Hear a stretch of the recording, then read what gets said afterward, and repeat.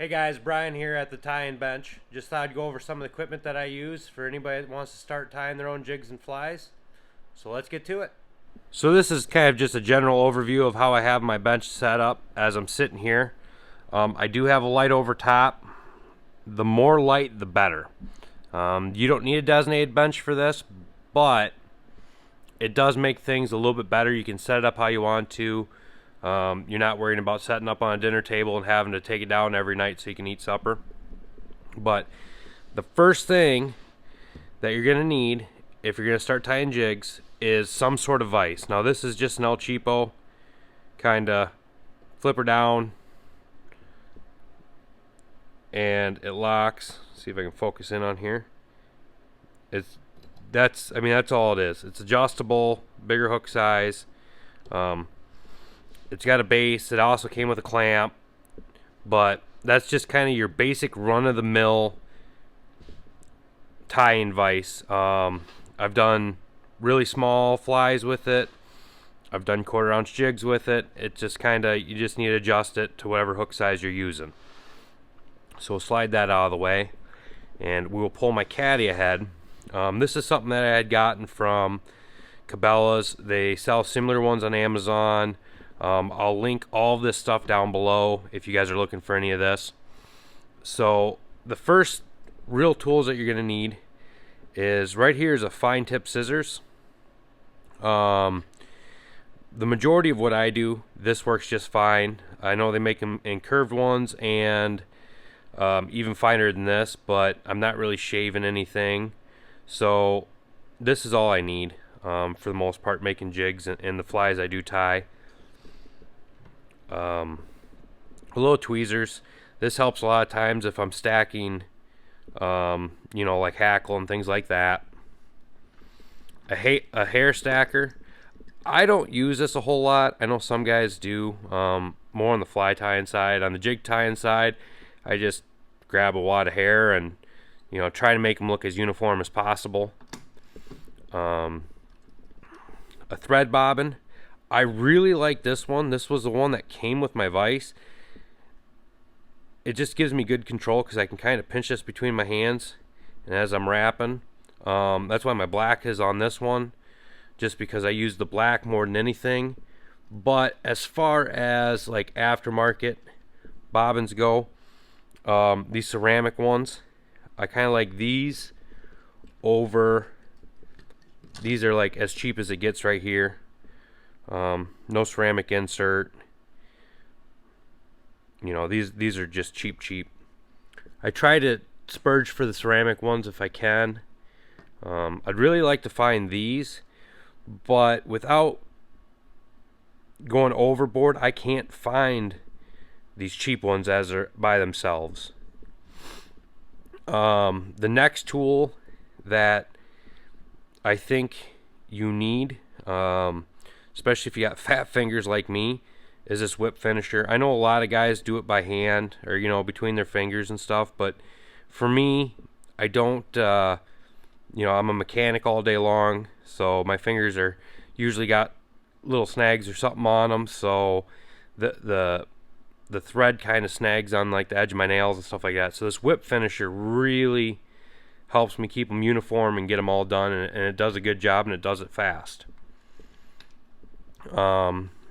I use this bobkin a lot of times if I'm trying to straighten legs out or something's on the wrong side of the hook. I use this and I'll get it flipped around. It's just, if it'll focus. It's just a little, essentially like a needle, is all that is. You'll see me a lot as I'm tying. I use some sort of super glue, whether it's this gel glue or this Gorilla Glue. It kind of depends on the application. This stuff kind of gets like a chalky whiteness to it when it dries. This stuff dries pretty clear. A lot of times if I'm doing just covering thread wraps, this is Sally Hansen Hard as Nails. You can get that anywhere that nail stuff is sold. This is another thing that without one of these, again, my hands and things like that, I just don't have the fine dexterity that some of this stuff takes. You know, this just clamps right on the Chanel or the hat. If you're doing hackle wraps on a fly, this clamps right on there, and it gives you a little bit of weight so nothing comes loose as you're tying. I have these in 2 sizes. You know, this one I use strictly for hackle. This one's more just my Chanel one, as I'm wrapping. And then, you know, the nice part about this caddy is it keeps all my thread kind of organized here. On this side I got like my copper, my gold, copper wire, lead wires. I got a few different sizes of lead wires. Some of my tinsel thread is here. But yeah, I got some red hidden underneath here. But this is what I'm using for thread for the most part. This is as light as I go, as a 136. I do have some 140 black here also. That's kind of right where I'm at. But, you know, this is 140. That's the bulk of what I use. But you know, on a lot of my marabou jigs, my bigger marabou jigs for like smallies, I'm using 210. It just kind of fills out better. It's a little bit tougher, you know, so that's where I use my 210. Otherwise, you know, like the majority of these jigs, we're done with 136, 140. You know, any of the stuff that has black on it. Let's go into kind of, say, material selection. We'll slide that back here. Let me open this up. So I kind of source these jigs from all over the place. I do have molds coming. I'm going to start doing my own jig heads. I've cast some of my own stuff before, but I've never had my own equipment to do it. So that is actually in the works. I got some casting stuff coming, but you know, these right here, these are off of Amazon. I mean, these are about as cheap as they come. Are they great? No. Is there flashing on the heads? Yes. Will the fish really be able to tell the difference? Most time, no. You know, and they got them in the standard colors: black, white, pink, chartreuse yellow, and orange. And I bought these in 30 seconds and 16ths. So the majority of what I do, jig tying wise, is 32nd and 16th. I got some 1/8 stuff. I got some 3/16 stuff, but that's not in this box. This box is always on top of my bench. You know, a lot of times I'll come in here at night and I'm just going to tie one quick jig, just something I have in my head. I want to see how it looks. You know, these little guys here, I also have these here. A lot of times when I'm making, say, a 32nd or 16th ounce and I'm using marabou, there'll be enough left on the marabou feather itself to, say, tie one of these little jigs. I believe these are like 120th ounce or something like that. I mean, they're little. These might be 120s and these might be 80s. But anyways, when I get done with the feather tying these guys, a lot of times I have enough. I'm just gonna tie up a quick one of these, and you know, I use them for trout and little panfish and stuff like that. Is all I use these little guys for. You know, like here for instance, here's a little marabou one. This was some leftover black marabou that I had tied.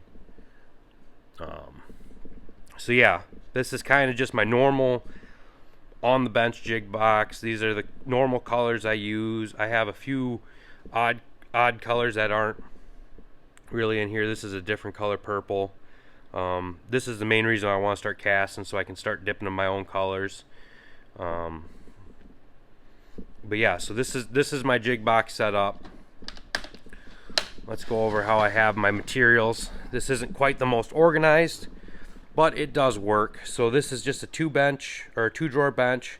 They sell them at Harbor Freight, Menards, Lowe's. Everywhere's got them. You know, pegboard back. But in the drawers, I kind of have it separated a little bit. So here's my Chanels. A lot of the stuff I order from Cabela's. If you hit it right with the discounts and everything, it works out pretty good. The price isn't bad, but now like these are an Amazon buy. These are an Amazon buy. I'll link some of that stuff down below. They got some pretty good stuff on there. You know, like this is my bucktails that I got off Amazon. This is the second package of these I've gotten, and you know, I'm gonna be real honest with you. This is more uniform than this pack. This pack, there's a lot of off color that's in there that you really can't do much with when you're working on certain colors. You know, here's my I call it like my bush light jigs. You know, I'm just about done with this tail, and all this down here doesn't match any pattern that I tie. So that's where these tails are a little nicer. They're a little bit more uniform, color wise and size wise. You know, and then I get I make a few rubber, say leg or rubber tail skirts on some of my jigs, and that is actually just like say like a bass jig skirt, and I take them and I cut them. You know, I'll show that in a video once we get to that point. And then this drawer over here is my feather drawer, feather and flashing, and here's some pearl flash. You know, this stuff I buy in bulk off Amazon. I haven't found anywhere that has the right diameter that they have. It seems like everywhere else is too small or too big, and this stuff that I've been ordering off Amazon just seems to nail it just right. You know, and then I got assorted Flashabou. You know, and then I have you know, just different assorted Flashabous over here. You know, a lot of times I'll use that and this pearl flash as an accent for whatever I'm doing. And then we got all of our marabou feathers. Them have been pretty good. They're Chinese, but you have a hard time finding American marabou feathers. There just ain't a whole lot of guys that are dyeing it here. And kind of tucked back here, because I haven't been doing a whole lot of them, this is all my fly hooks, bead heads, things of that nature, and more fly specific. You know, my dubbings, my neck hackles, you know, my goose feathers and things of that nature. I just kind of have them tucked back there right now because we're not doing a whole lot of fly tying at this moment. You know, and then I have this side, we're starting to get into more uniform feathers. So these are all my like saddle hackle feathers, things like that. And then as we work our way this way, this is just some normal feathers. My peacock herl, and then I have actual peacock feathers, and these are actually from Hobby Lobby. I was working on tying some flies for a trip I was going to go on a couple years back, and I needed some feathers right away, so I just went into Hobby Lobby and I bought those. And these pheasant tail feathers, these are all just pheasants that I've shot. I've used them quite a bit on different flies, things of that nature. They work out pretty good. So that's kind of how I have my materials organized. Now, when I get done tying, a lot of times I'll put a dab of super glue right on the bottom side where I terminate my thread after my whip finish. And rather than just setting them somewhere and running the risk of them getting stuck, I got this rack. And this is actually like a shower rack for putting in your shower. I picked this up at the dollar store. And as you can tell, it holds quite a few jigs. And it serves its purpose. We actually have some custom boxes coming, and then these jigs will get put into custom boxes, and quite a few of these are actually going to be for sale. This is one that I had talked about earlier that I used them bass jig skirts for, and this thing just kind of, you know, I tank tested it, and it just has a really nice flash to it. It looks really cool. It's something different than the marabou. It's different than the hackle feathers. It's different than the bucktail jigs. I just kind of kind of like the way that flows through there. But yeah, this rack works out pretty good. The only thing it don't work for is my really small jigs, but I have them up here. I kind of just hang them on the top shelf of my bench here. So yeah, that's kind of an overview of how I have my bench set up. A lot of times right here's how I tie this. Everything I need is within arm's reach, and I can hammer them out.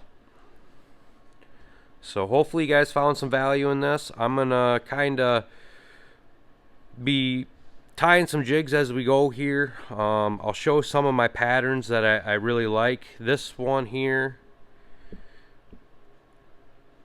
there's a lot of people that said it's kind of long for the hook size, but it just, the action it gives,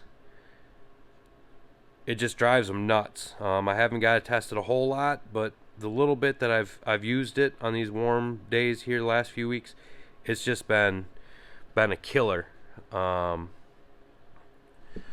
yeah, once we go through all this, we're gonna start doing some videos here from the vise and kind of going over how to use some of this stuff and how to tie some of these patterns.